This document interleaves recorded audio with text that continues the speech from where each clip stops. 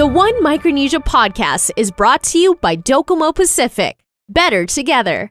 Hafiday, Mogasin, and in this case, Kasalele and Rananim. And welcome back to the One Micronesia Podcast. And in this episode, it's going to be so chill because it's really us, me, and you, the viewers out there, sitting down and getting to know this young Micronesian charcoal artist. I know, charcoal. I'm like, whoa, interesting. I know. So we're going to get to know her. So here with us today is Lissette Yamase. Lissette, thank you so much for taking the time and being on the podcast. It's a chit chat and catch up and let the people know, what you do and your art pretty much.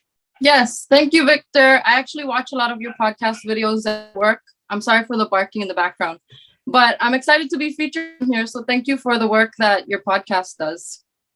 Oh man, thank you. And like I said, when we opened up, the Zoom and kept, chatting, and I say the podcast, it's for anybody and everybody Micronesian. If you have a talent, if you're doing something positive to change this whole mindset and this view of how the world views us, that's what this podcast is for. So you're doing it in a way that is art, in a way that people can look at it and be amazed of what charcoal can do and what charcoal can turn something into, and not an idea. So that's exactly what you're doing. And we're going to get to your art. That's coming up in just a little bit. That's in one of the blocks that's coming up. But right now, let's get to know Lissette Yamase. So for those who don't know you, tell us more about you. So I was actually born in Palau, and then family moved around a lot. So we went from Palau to Saipan to Pohnpei. And then, as you might have known already, I went to Xavier and graduated in 2013. After that, I moved to Oahu, went to Chaminade University, my bachelor's degree. And at the same time, I was really in volunteer work, which is what I think led me to my full-time job right now. So I'm currently working full-time for a nonprofit organization. And then I manage my artwork on the side. Nutshell. Wow. Tell us more about the organization that you work for. So it's a variety of social services geared towards low-income communities across Oahu. And when you say services, like what kind of services are we talking about here? So there's a lot. So if you need help looking for employment, we can help you in that area. We help with covering your past due utilities. We used to help out with, for now that's suspended. And then we help with the educational part as well. So if you want to get your kids into like a Head Start program, and then we can also offer tuition assistance if you're interested in going into non-credit programs to get some kind of certification or license. So that's kind of the main areas we cover. Wow, that's amazing. That right after you graduated, you got your bachelor's, and you went into community work, which is amazing. And we'll talk about people who needed help, especially in COVID. People needed help, and I'm pretty sure organizations like yours were literally at the front lines, trying to give as much help as possible in any way. Mm-hmm. Yeah, thank God for the internet, because COVID, we're trying to follow all the precautions, but we can still help people just as much because of, things are so convenient now through doing stuff online and everything. So let's get to this question. If everybody watching right now and you're looking at, of course, you're seeing her name is Lissette Yamase, but then keyword there at the end there is Yamase, and people are like, why does that name sound so familiar? Well, ladies and gentlemen, this is the younger sister of the one, the only Nikki Yamase, the first ever Micronesian to ever go to the deepest part of the world, the Marianas Trench. Now, Lissette, you're doing such an amazing work there with the community work that you do, and then we're going to talk about your art coming up. But how is it? How is it being the sister of Nikki Yamase? How is that? How is it before and after her journey, her voyage? I don't know. I think she's still the same person to me, but it's definitely inspiring living in her shadow. No, I'm just kidding. I'm very proud of her, I don't know. And she went out there so brave and so courageous with the trip to the Mariana Trench, but she's still the same person. So I take a lot of inspiration from her. It's so cool being her sister. Wink. Wow. So ladies and gentlemen, we're going to be back. We're going to be back to talk about Lissette and her art, her charcoal art. So we'll talk about that coming up in just a little bit. You're watching the One Micronesia Podcast. It's being brought to you by Docomo Pacific. It's better together.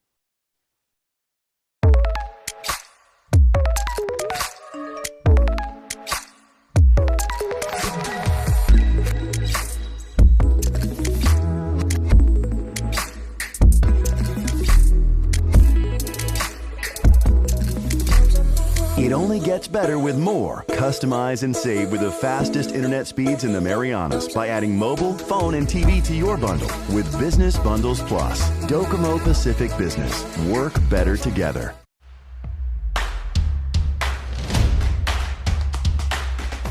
For the different beats of your life, we're here to keep you connected the way you want it. Plans made for you, by you. Build your own bundle with Link. Select the internet, entertainment, mobile, and home phone plans that fit your lifestyle. Pay for what you want, not for what you don't. Build your own bundle and save with Link. Hafaday, Mogathin, Kasaleli, and Anonymous. Welcome back to the One Micronesia Podcast. We're still here with the young Micronesian charcoal artist, Lissette Yamase. So we talked about, she told us more about her and her education, her work, and her relationship with her sister and how much her sister means to her, and she inspires her. Her sister being Nicole Yamase. If you've never heard of Nicole, all you got to do is Google Nicole Yamase, and boom, Google will tell you. Google will have like 80 plus articles on Nicole, so you can read and you'll definitely find out who Nicole is. So today it's all about Lissette and her love for her art. So it's charcoal art. Now let's start there. How your love for charcoal art, how did that all start? It didn't happen in like a single light bulb moment, when people realize, but for me, it sounds cheesy, but it was always there. I feel like compared to my siblings, I was pretty mellow. I leaned more towards the creative outlet. So, while my siblings were outside doing the cool sportsy athletic things, I was indoors drawing all day. And it started off with a lot of cartoon characters. So, oh my God, to me, the Powerpuff Girls were my number 1, 2, 3 heroes. And so I would draw them over and over and over again, just in different outfits, doing different things. And then, my dad would go on a lot of business trips for work. So every time he'd come back, he'd bring, things for the kids. And for me, it was always sticker albums, coloring books, kind of materials that we have limited access to on Chuk and Pohnpei. So I was lucky. That was my way of being able to explore different materials. And I think I was in like 6th grade, he brought back compressed charcoal and the drawing pad. Why? I don't know why he chose that, but he just brought it home. And I remember working with it. And from the very first drawing I did, I was like, I really loved it. It just looked so dramatic. And to me, it was really flexible. It was easy to use compared to other materials. So yeah, that's kind of where it started. And from there, I just kept making charcoal pieces. Let's talk about some of the amazing artwork that you've done with charcoal. It started off with some subjects. And I think, moving out here after college, I kind of, got, the normal homesickness. But at the same time, I come from it's not very black and white this time, but my household wasn't so black and white with the culture. So like my mom's Filipino, she's Pohnpeian, she's Chukis, and then my dad's full Japanese. So our household was really a blend of all kinds of cultures. And so being away from home and, kind of not having those stories told to me when I was younger, I'm not blaming my mom or anything, but my artwork, I started to get the idea that it could be used for something with a bigger purpose. So it connects me to the stories and the traditions that I'm kind of catching up on in a way. And I feel like that's common these days. Like there's a lot of kids who are from mixed households or, they're Chukis, but they grew up in the mainland. And so when things, I feel like there's a lot of people who want to reconnect or, touch base with culture again. So that does that for them. Wow. Lissette, man, that's crazy. Charcoal art. Anything else you want to talk about when we're talking about your art and stuff like that? Well, I guess it's a combination of things, what I hope my art represents and teaches people. But it's also, I when I moved out here too, you really realize how small of a population we are, and we're so special.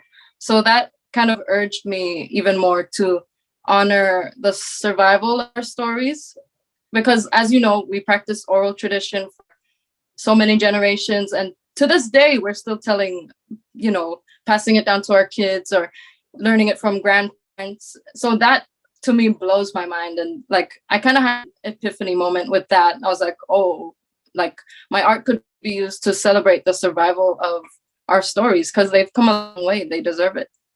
Wow, amazing. Guys, we're gonna take a break right now. When we come back, we'll find out what's next for Lissette. What's in her what's next for her art. So we'll find more about that coming up in just a little bit. You're watching the One Micronesia Podcast. We're brought to you by Docomo Pacific. It's better together.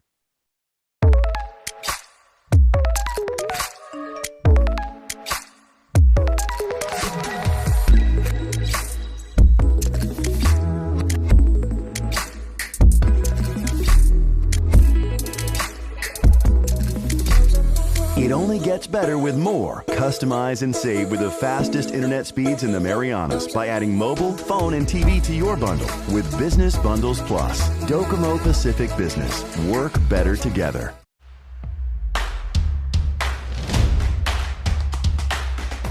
For the different beats of your life, we're here to keep you connected the way you want it.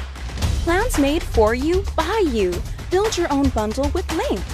Select the internet, entertainment, mobile, and home phone plans that fit your lifestyle. Pay for what you want, not for what you don't. Build your own bundle and save with Link.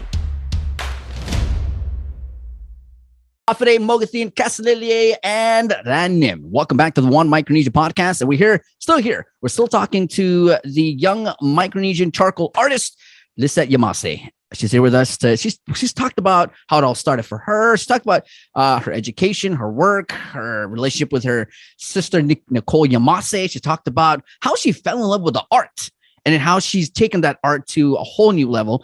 So we're going to talk about that now. So Lissette, tell us what's new. People out there watching the podcast right now and are finally looking you up on Instagram and finding out your work and how beautiful your work is. And how would one go about reaching out to you and maybe grabbing a copy of one of those amazing charcoal art? Yeah, so I'm most active on Instagram and Facebook. I'm kind of like an old lady with social media. So I'm still in the works of trying out TikTok and Twitter. I have no idea how Twitter works. I'm getting there. And then I'm currently setting up my website. So it's either Facebook or Instagram is the best, or you can email me, which is on my bio for Instagram. That's nice. So let's talk about that. How's the work been, the workload? Because like I said, you started as a hobby, something that you love doing, right? And then you posted it on your Instagram. Now you're grabbing attention from people at every pretty much corner of the world. Are like, oh, wow, what is this Micronesian culture in a charcoal art form? Like now, and then even people from our region, are contacting you and loving your art and wanting to have a copy. So how's that been going? It's been going good. I think it really blew up during quarantine, which is ironic because for me it was a good time. Like I had a lot of time to myself in my little studio apartment, and that's when I always had the idea of doing the myths and the legends in the back of my head, but never really had the time. So quarantine gave me that time, and I was able to reach out to people who were willing to share me their versions of the story. And yeah, I didn't really think much of it, but once I started circulating that series of legends, people started, following me back and commenting and sharing it all over the place. And it was really sweet. People would be like, oh, this reminds me of a time when the power went out in Chuk and my grandpa told me this story.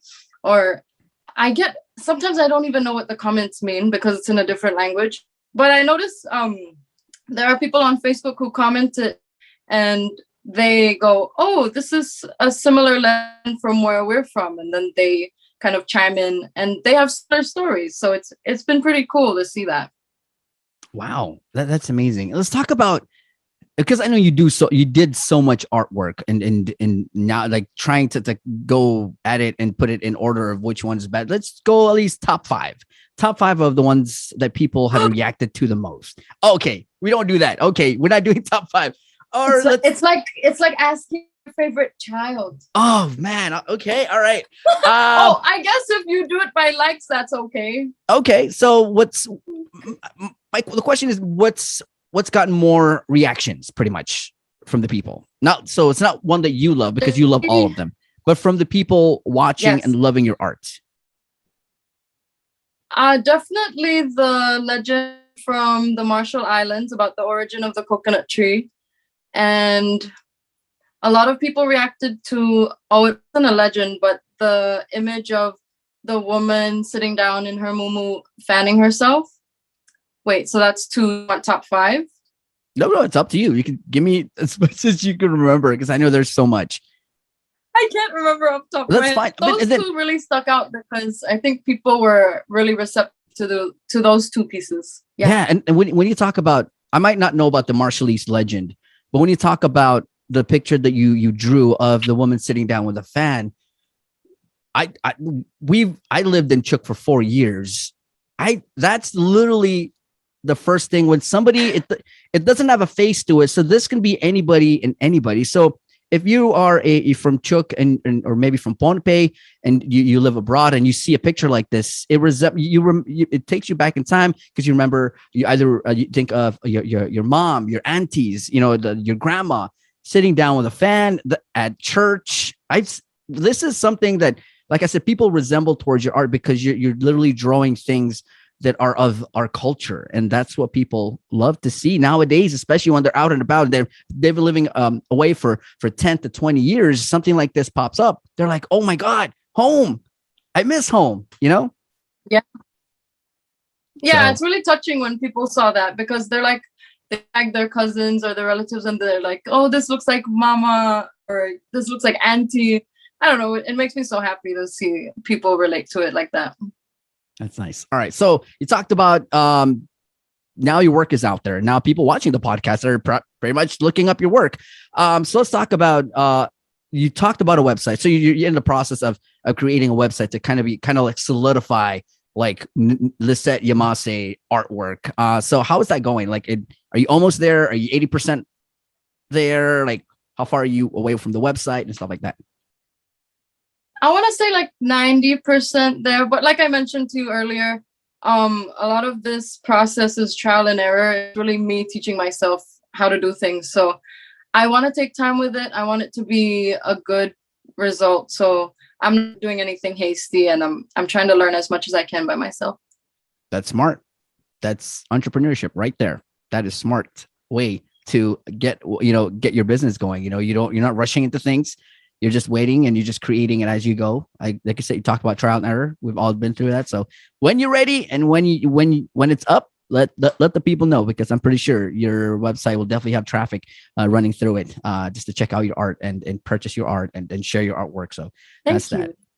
All right, guys, we're going to take a break. But when we come back, we'll get a last message from Lissette and also let you guys know, again, where you can find her on social media, stuff like that. So we'll be back after this. You're watching the One Micronesia Podcast. We brought to you by Docomo Pacific. It's better together.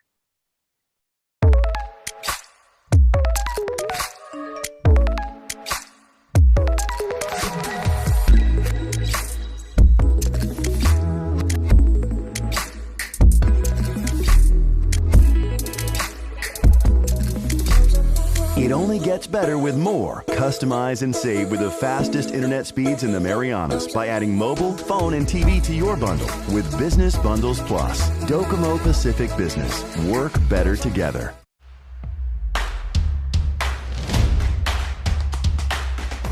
For the different beats of your life, we're here to keep you connected the way you want it. Plans made for you, by you. Build your own bundle with Link. Select the internet, entertainment, mobile, and home phone plans that fit your lifestyle. Pay for what you want, not for what you don't.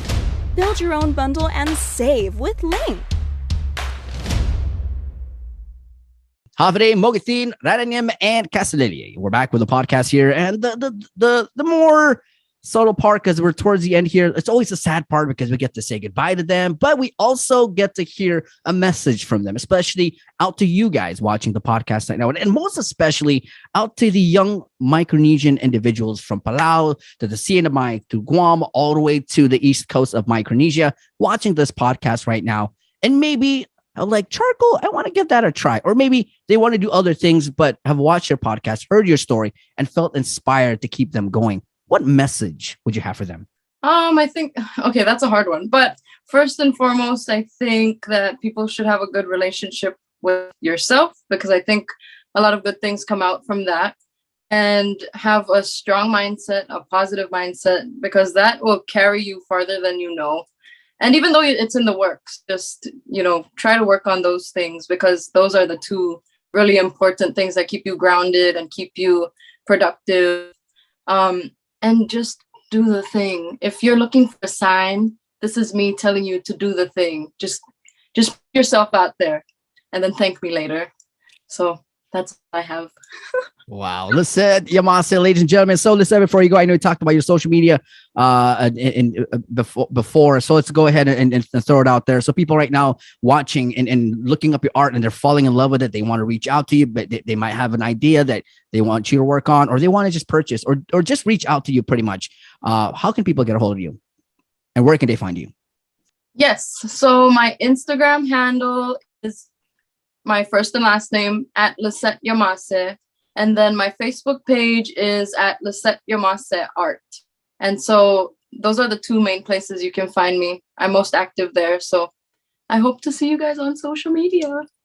All right. There you guys go. Go give Lissette and her pages a follow, and then follow her journey pretty much, because this is not the end. This is just the beginning for her. Lissette, thank you so much for the time. And thank you for coming on the podcast. Thank you. And thank you for highlighting Asians. Woo! We got this. It's a One Micronesia. We got to bring everybody together. So this is one way. So thank you so much, Lissette. Guys, that pretty much concludes another episode of the One Micronesia Podcast. We'll see you guys on the next one. My name is Victorious, and I just got to say peace. The One Micronesia Podcast is brought to you by Docomo Pacific. Better together.